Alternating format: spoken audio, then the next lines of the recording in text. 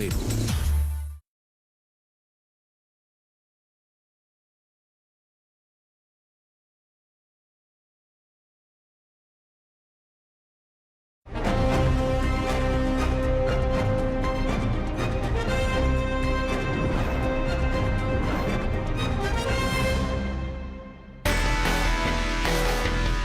IREX Residency and Citizenship Conclave is an annual show that presents investment avenues for high net worth individuals who intend to invest in international residency program and citizenship by investment opportunities. The conclave took place in New Delhi in conjunction with the 12th edition of International Real Estate Expo as well. The event witnessed the participation of leading immigration, EB5 and real estate companies from USA, Canada, Australia and Caribbean islands to UK, UAE, Cyprus, Turkey, Malta, Mauritius, Portugal, Greece, Austria, Germany, Spain, Malaysia and Thailand. The conclave brought together residency and citizenship consultants, legal consultants, government bodies, property developers and other stakeholders under one roof.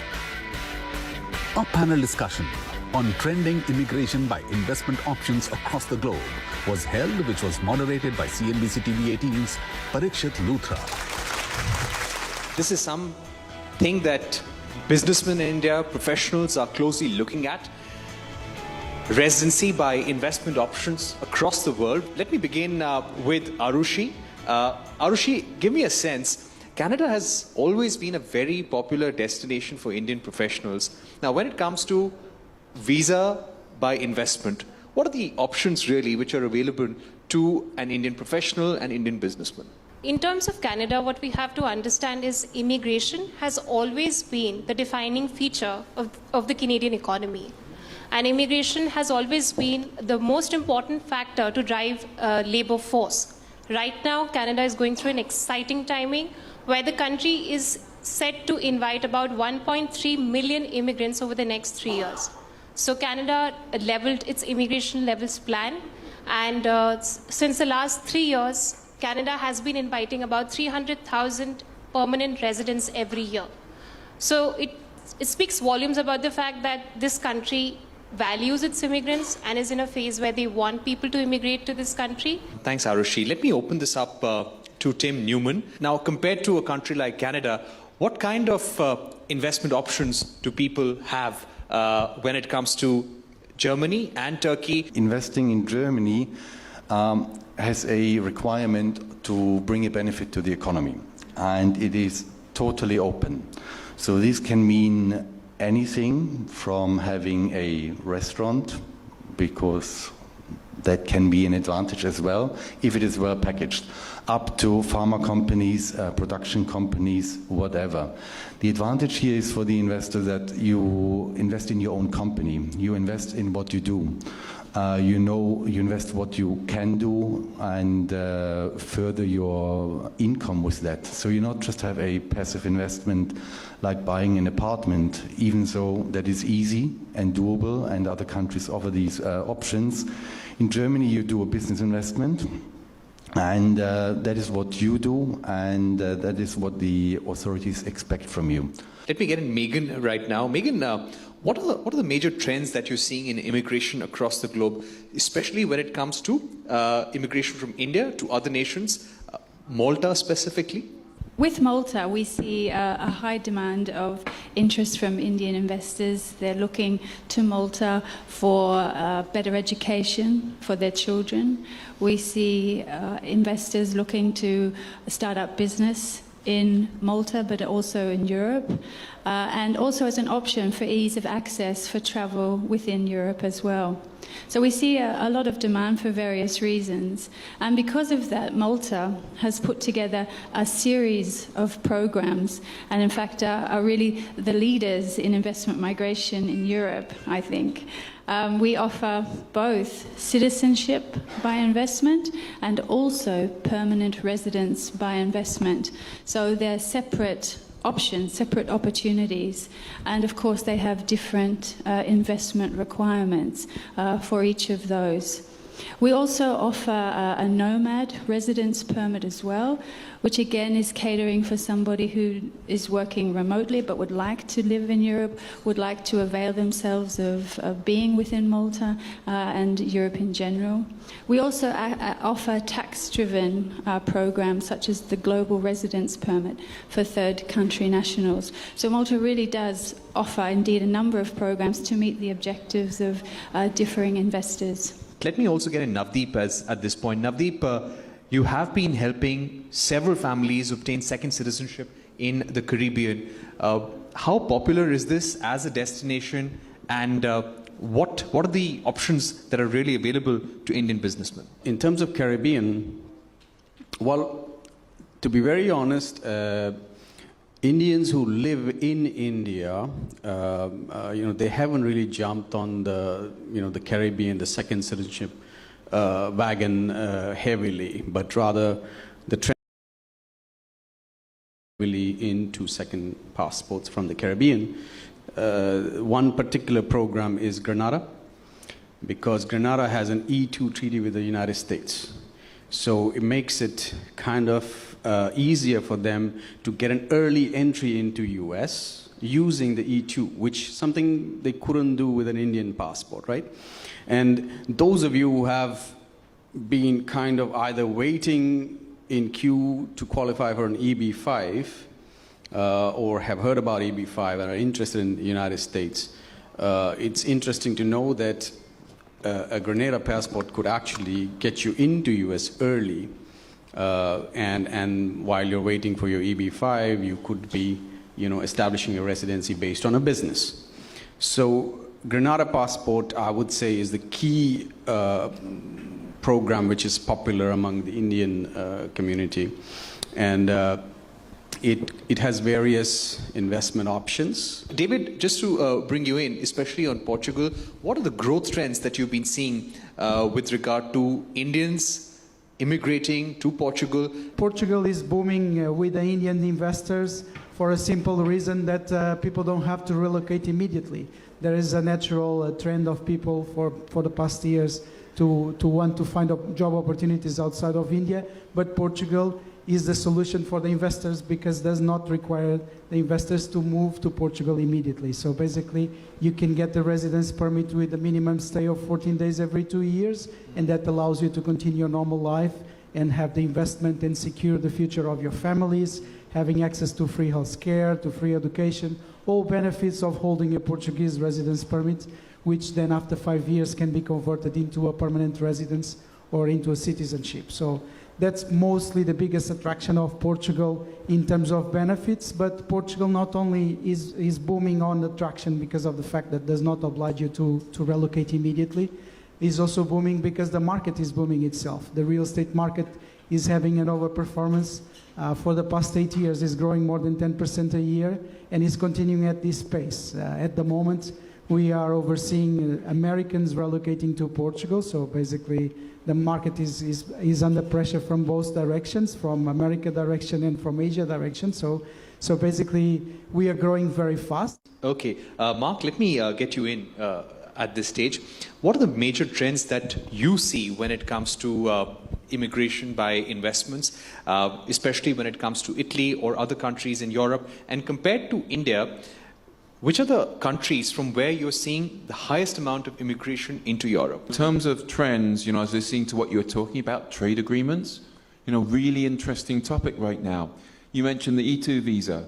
We do a lot of E2 visas. We do a lot of Grenada E2 visas. So I slightly disagree. We see a lot of Grenada in India right now because people want to get that E2 visa. It's a great way to go. It's a trade agreement. It's a trade visa with the United States. Great program, Grenada. Of all of the countries in Europe, I think Italy is the sort of hidden gem. They have a nomad visa, someone was talking about. They have all kinds of investment opportunities, and bluntly, because of marketing blunders on behalf of the Italian government, they don't market it very well. But you'll find that they welcome you in there. There is a golden visa type program, but the ability to start a little business in Italy and move there, If you take a look at the price of some of the real estate, it's a pretty attractive place to the point you find a lot of Americans going there right now. Let me also get in Samir at this point. Samir, you oversee the EB5 affiliate network. Give me a sense of some of the broad trends that you see, and to all the professionals, businessmen who are sitting in our audience, what is the kind of advice that you'd like to give? US, as of today, offers the largest marketplace in the world. You want, if you are looking at starting your own business, doing a startup, you want access to capital. And again, there's no better place than the US if you want access to capital. Just the quality of life, it gives you access to great education, opportunities to work and live. And I think because of that, we see a lot of people having, making a medium to long-term decision to move to the US to tap these opportunities. MP Singh, sorry to keep you waiting. We haven't discussed Australia yet. Australia, a very popular destination among working professionals across all professions, all businesses. What is the kind of growth that you've seen over the years? Australia is a country which allows you to come to Australia without investing anything. They are after your talent. They are not after your money. What I mean by that is, you can apply for a business migration visa by having a turnover in this country. In India, if you have a turnover of 3.5 crores plus in your business from last 2 years, your net assets are 6.5 CR or above, you are eligible for business migration program. Now, the minimum investment that the government requires is 1.75 CR, which has to happen in your own business after you get the visa. If you want to move from here to Australia, you can move in 90 days, just on the basis of your skill that you have. Thank you very much for joining us here on this program.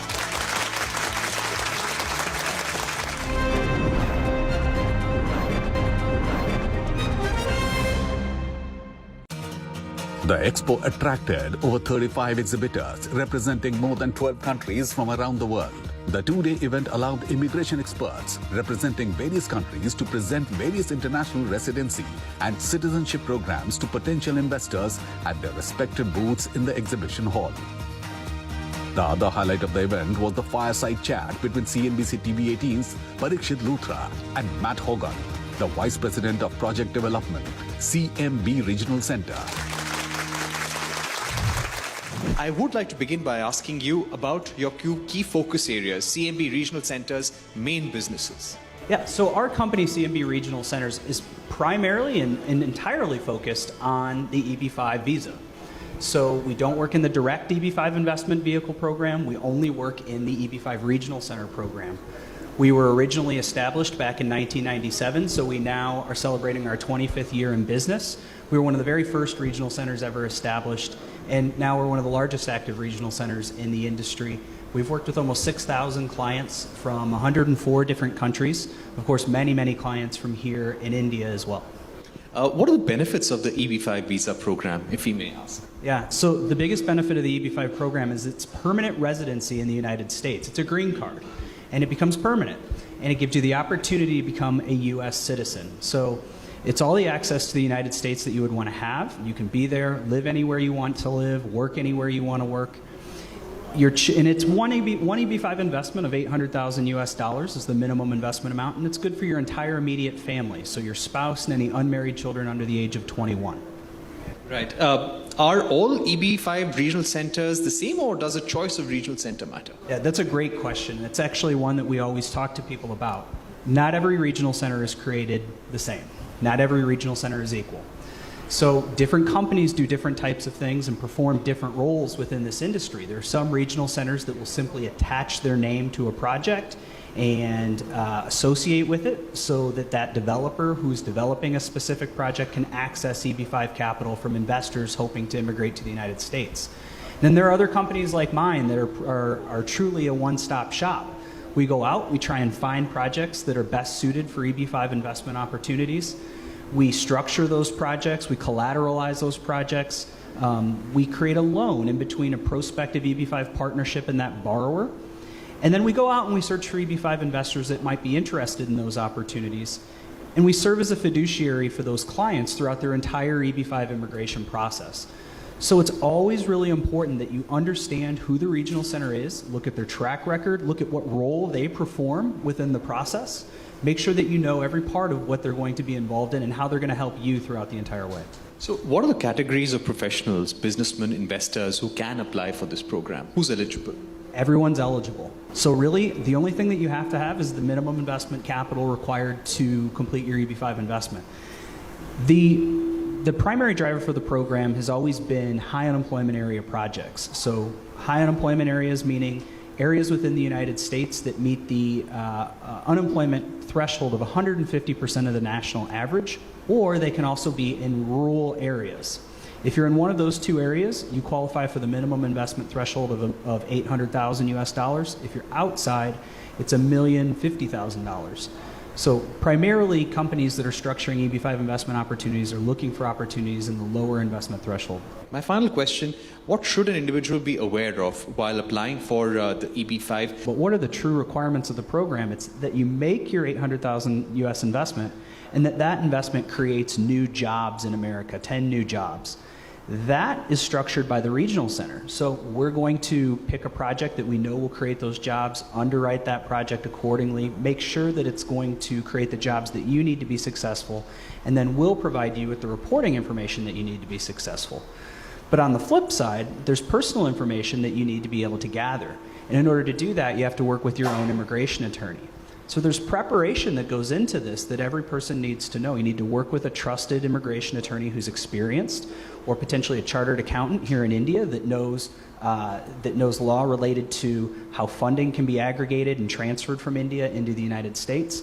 So it's really important that you work with an immigration attorney and a chartered accountant that can help you through the process of identifying the source of the capital that you'll be using to make the investment, and then moving that capital from India into the United States in ways that are lawful both from an Indian government perspective as well as an American government perspective. All right, Matt Hogan, thank you so much for joining us, telling us about the EB-5 program. India has come to be known as the country with the largest immigration population in the world. Many high net worth individuals are looking for opportunities to get foreign residency and citizenship. So India has historically been the biggest market for EB-5, and a lot of Indian families send their kids to the US, and then these kids end up taking H-1B visas. They end up working in the US. EB-5 enables them to get US green cards in a much easier and quicker fashion by making an investment in a USCIS compliant project. And we have seen a lot of Indian families taking this route to cut the immigration uncertainty and avail of US green cards for themselves and their families. The Indian market has always been a very strong market for EB-5. The EB-5 program has gone through several changes over the past couple of years, and the new EB-5 Reform and Integrity Act of 2022 has really brought about some changes that I think are going to benefit investors from India, including visa set-asides for certain investment categories. It will help Indian investors get access to the visas a little bit more quickly than they had been able to in the past. We think the India market is going to continue to be very strong for EB-5, and we look forward to being here and presenting our projects to Indian investors who want to invest in projects in the United States that can create jobs and then seek that immigration benefit to live in the United States. In the case of Portugal at 280,000 euro, they could get half of a flat in India. So the first reason is for real estate investment, and obviously the cherry on the cake is the residency by investment, the golden visa that's coming along with those investments that are particularly attractive here in India, but globally. Going forward in 2023, I think what we're witnessing today at IREX Delhi, September of 2022, is that families are already anticipating that in 2023, this is going to be a year of opportunity to achieve their immigration goals, to finish perhaps plans they may have started years ago. So what we're seeing is tremendous interest, and the Indian market is reacting to the opportunities and opening doors that we're seeing in the United States and Canada. Indian market is exceptionally very well placed for real estate investments in Australia. And more towards the Indian mindset, a lot of Indians have already made Australia their second home. So a lot more of us are looking to move to Australia in a very short amount of time. They have relatives, friends who wants to move as well. And real estate is booming in Australia as it was booming in India for a long time. Now it's the right time to invest the money into a business as well as into real estate to get better returns and of course get your permanent residency along with it. IREX is a great exhibition, and we also see what's the other countries and the other companies offering the Indian market in terms of citizenship programs, in terms of residency visas, whatsoever, so that we know what's the needs and what need to be catered for the Indian market and the Indian investors. Indian market is booming already for many years for all the sectors. In terms of the immigration, we have been in India several times already together with IREX. We're very happy for India to grow their overseas investments and to qualify also for the investment program that we have in Portugal. Portugal is more than welcome to receive the Indian citizens, and actually our Prime Minister is also descendant from Goan citizens, so we have a good, very close connection between India and Portugal.